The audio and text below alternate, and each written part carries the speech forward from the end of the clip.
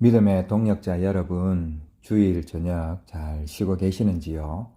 내일부터 또 한 주가 또 시작되면서 또 열심히 또 살아야 되겠죠.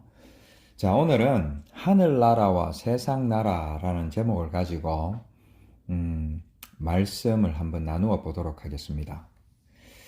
어떤 사물을 관찰할 때에 우리는 크게 두 가지의 관점으로 아마 볼 수 있을 것입니다. 하나는 미시적인 관점이고 또 다른 하나는 이제 거시적인 관점이 되는 것이죠. 즉, 나무를 세세하게 보는 것이 미시적인 관점이 될 것이고 또 그 나무가 이루고 있는 커다란 숲을 보는 것이 아마 거시적인 관점이 되지 않을까 하는 것입니다. 성경 말씀을 볼 때에도 마찬가지가 아닌가 하는 것입니다. 쉽게 말해서 미시적인 관점으로 이제 보아야 될 때도 있고, 즉 어떤 문자나 어떤 문법, 또 어원, 어떤 그런 어떤 역사, 그런 것들을 세밀하게 이렇게 볼 때도 있을 것이고, 또 한편으로는 성경 전체에 흐르는 어떤 맥락과 어떤 구속사를 이제 봐야 될 때도 있을 것입니다. 물론 어떻게 보느냐에 따라서 한편으로는 어떤 큰 맥락을 간과할 수도 있고, 또 한편으로는 하나님의 그 세밀하고 한치의 오차도 없는 그 정확하신 하나님의 그 은혜를 맛볼 수 없을 수 있기도 하는 것이죠. 그렇기 때문에 성경 말씀을 볼 때에 이러한 두 가지 관점이 균형을 이루는 것이 참으로 중요하지 않나 하는 것입니다. 그래서 오늘은 우리가 그동안 주로 공부해왔던 그런 미시적인 관점, 그러니까 말씀 한 구절을 통해서 원어로 또 문맥을 통해서 그거를 해부해가지고 어떤 말씀을 공부하는 그런 식에서 조금 벗어나서 성경을 좀 거시적인 관점으로 한번 볼까 하는 것입니다. 여러분, 우리가 성경 말씀을 이제 창세기부터 요한계시록까지 있는데 한번 생각을 해보시기를 바랍니다. 물론 우리가 세세하게 잘 모를 수도 있죠. 또 공부를 많이 했지만은 또 다 기억도 못할 때가 대부분 많죠. 그렇지만은 성경 지식이 많다고 해서 하나님의 은혜가 더 크거나, 물론 그럴 가능성도 있을 수도 있지만은 꼭 그런 것은 아니죠. 또 구원을 받을 수 있다든지 받을 수 없다든지 이러한 것을 우리가 결정할 수 없기 때문에 그냥 우리가 각자의 어떤 그 배운 또 생각나는 대로 성경 이 말씀을 한번 전체적으로 한번 그려 보시기를 바랍니다. 저는 성경 그 전체의 말씀을 이렇게 한번 그려 보았습니다. 물론 이렇게 그리는 것이 꼭 맞다라고 말씀드리는 것은 아니죠. 여러 가지 방법으로 관점으로 성경 말씀을 볼 수는 있을 것입니다. 성경 말씀 그 전체를 오늘 이 말씀을 준비하면서 이렇게 한마디로 요약을 해보았습니다. 하늘나라와 세상나라의 끊임없는 충돌을 이야기하고 있는 것이 아닌가 하는 것이죠. 성경이 읽어지네. 아마 성경 그 책에, 공부 책에, 첫머리에 보면은 하나님 나라와 또 세상 나라 간의 끊임없는 어떤 충돌, 그런 얘기를 아마 했던 것 같은데, 이 성경 전체를 가만히 보면은 결국은 하늘나라와 세상 나라가 어떻게 상호 관계를 하고 있느냐 라는 어떤 그런 말씀으로 요약을 해볼 수 있지 않을까 하는 것입니다. 좀 더 나아가서 그러면은 하늘나라는 어떤 나라인가? 하늘나라는 계속해서 세상 나라를 침노해야 하는 속성이 있더라는 것이죠. 그러한 말씀들을 나타내는 것이 제가 그냥 생각나는 대로 몇 말씀을 제가 인용을 해보았는데요. 시편 78편 23절에 보면은 그러나 그가 위에 궁창을 명령하시며 하늘 문을 여시고, 그러니까 하늘 문을 열어서 그 하늘나라의 비밀과 하늘나라를 이 땅에 보여주시는 거라는 거죠. 그것을 이제 하늘나라가 땅으로 이제 내려오는, 임하는 어떤 그런 형태가 되는 것이죠. 또 마태복음 6장 10절에 보면은 뜻이 하늘에서 이루어진 것 같이 땅에서도 이루어지이다. 그죠? 하늘의 뜻이 땅에서도 이루어지는 것이죠. 그러니까 하늘이 땅으로, 이 세상 나라로 임하는 것이죠. 또 우리 주님은 심지어 이런 말씀까지 하십니다. 하나님의 나라는 여기 있다 저기 있다고도 못하리니 하나님의 나라는 너희 안에 있느니라. 누가복음 17장 21절 말씀이죠.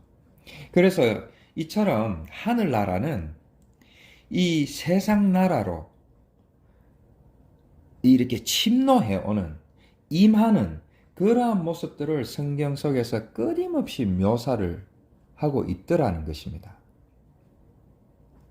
그래서 창세기서부터 성경 말씀 전체를 보면은 결국은 이 하늘나라가 무엇인지, 그 하늘나라가 어떻게 이 세상 나라에 임하는 것인지를 보여주기 위하여 끊임없는 사건과 성경 인물들, 또 기적과 이사, 이런 표적, 이런 것들을 통해서 계속 보여주시는 것이죠.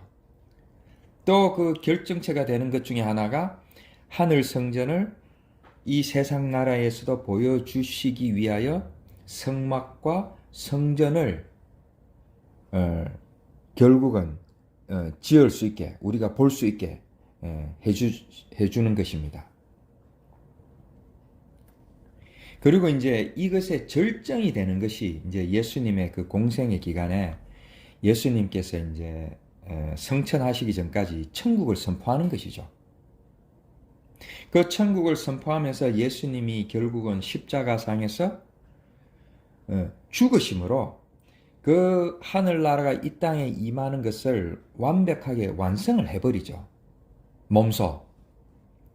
그리고 그로 인하여서 구약 성경에서 보여주셨던 모든 표적과 성전, 율법들의 얽매일 필요가 없게 만들어 버렸었던 것입니다. 왜냐하면은 우리 예수 그리스도가 십자가상에서 죽으시는 그것을 계속 설명하고 있기 때문에 이제 막상 예수님께서 십자가상에서 돌아가시면서 다 완성을 해버렸기 때문에 그 모든 것들의 용도가 이제 폐기가 되는 것입니다. 이처럼 하늘나라의 그 비밀과 정체를 이 땅에 이렇게 보여주는 그 주체자는 바로 메시아고, 그 메시아가 바로 예수 그리스도가 되는 것입니다.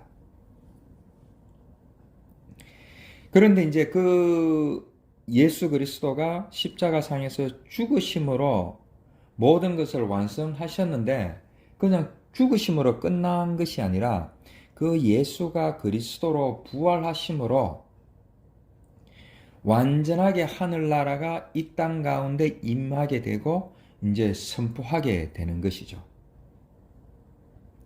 그래서 이제는 더 이상 하늘나라를 쳐다보면서 하늘나라가 어떤 것인지 그 하늘나라를 그냥 막연하게 바라보면서 살아가는 것이 아니라 그 하늘나라의 백성된 자로서 하늘나라를 소유한 백성으로 살아갈 수 있게 되는 것입니다. 그것을 이제 신약 성경에서는 신약 말씀을 통하여서 계속 이제 증거를 하고 있는 것이죠. 그래서 이제 사도 바울을 통하여 골로새서 3장 2절에 보면은 위의 것을 생각하고 땅의 것을 생각하지 말라. 그 하늘나라가 임했기 때문에 이제는 하늘나라를 생각하면서 살아라는 것이죠. 왜냐하면은 우리 가운데 하늘나라가 임했기 때문에. 그래서 그러한 것들을 위하여 예수님이 떠나신 후에도 예수님의 제자들이라든지 사도 바울이라든지 그리고 그 예수 그리스도의 그 부활을 목격한 그 증인들이 계속 이것을 가르쳐주고 또 가르쳐주고 신약의 모든 말씀들이 또 이것을 기억나게 하고 잊어버리면 또 기억나게 하고 연습시켜주고 하는 것입니다. 그렇기 때문에 예수 그리스도가 중보자가 될 수밖에 없는 것이죠. 그리고 이제 이것이 마지막으로 요한계시록에서는 이러한 상태를 새 하늘과 새 땅, 새 예루살렘이라고 확정시켜 주시는 것입니다.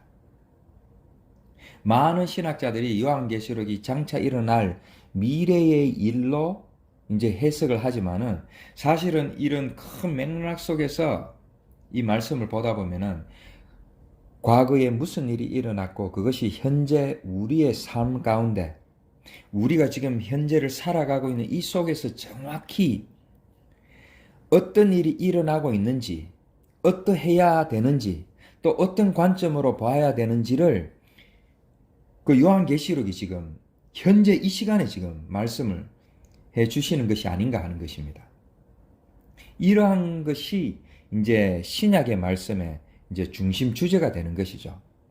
만약 미시적인 관점에 치우치면은 문자주의, 표적주의, 현실주의, 세대주의 이러한 것에 빠져가지고 공감 능력도 떨어지고 이제 이런 것이 아니면은 절대로 안 된다라는 식으로 그 자기 교단의 어떤 교리들 또 자기가 깨달은 그 말씀대로 이제 주장을 하면서 이제 독선적이고 이제 배타적일 가능성이 많더라는 것입니다. 또 반대로 그 시적인 관점에 치우쳐 버리면은 이제 이상주의나 뭐 허무주의, 또 종말론주의, 또 비현실주의 이러한 것에 빠져서 너무 뜬구름 잡기식의 황당한 소리를 하거나 맹신으로 인하여서 어떤 광신도에 빠지는 세상 종교처럼 그렇게 빠져버리는 그런 가능성이 많더라는 것입니다.